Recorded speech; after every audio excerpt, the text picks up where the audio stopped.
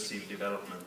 We have strived to push forward the agenda when it comes to making migration policies work for social and economic development and to inspire policy coherence in practice. And I want to thank you all for your support this far. We have a lot to learn from each other. I wish us all fruitful and constructive discussions and networking. And I hope that this forum, like the previous ones, will inspire initiatives, policies and reforms, as well as cooperation and partnerships in managing the truly global issues of migration and development. And with these words, I would like to hand over to my colleague, Ms. Hillevi Engström. Thank you very much.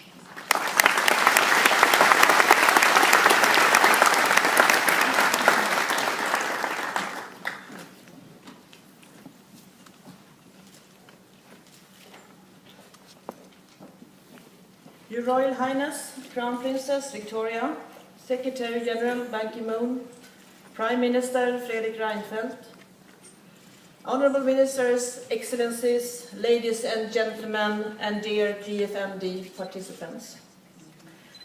When Sweden took on the challenge of chairing the Global Forum on Migration and Development, we did this with a clear agenda to enhance the development focus of the forum. As explained by my colleague Tobias Billström, this was one of the 3 Ds of our program, a more development-focused forum. We have strived to further engage development actors in the forum. We have focused on how coherent policies can enhance the social and economic development effects of migration. We have also looked at how the development outcomes of migrations can be enhanced. These issues are at the core of our 3 roundtable discussions of this chairmanship.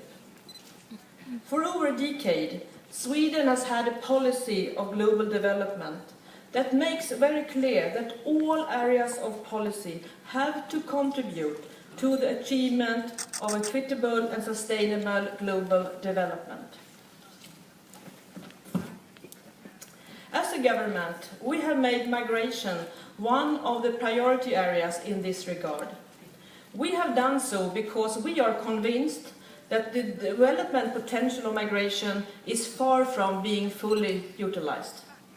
Indeed, migration holds enormous potential for development. It reduces poverty for migrant households on an extraordinary scale.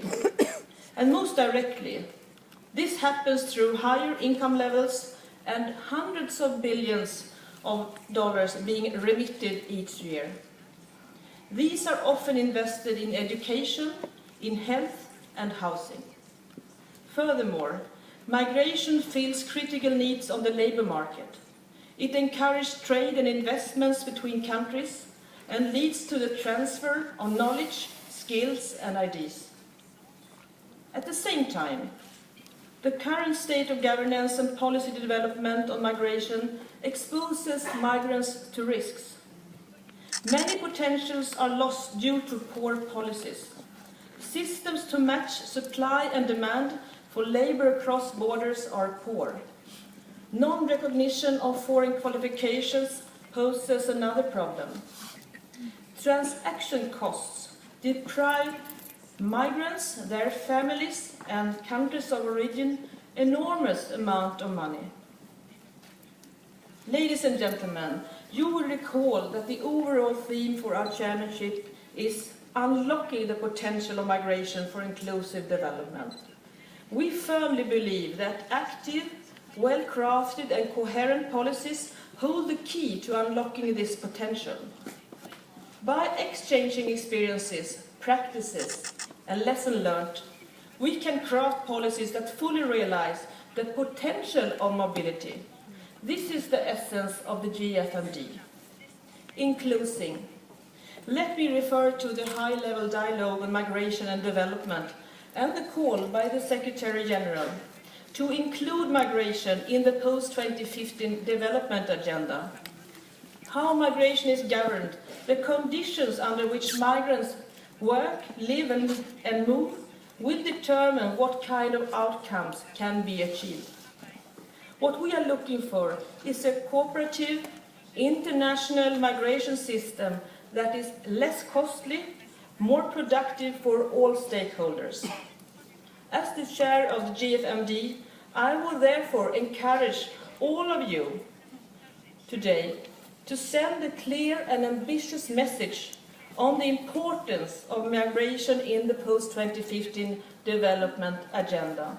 Thank you very much, and once again, warm welcome to this forum and to Stockholm. Thank you.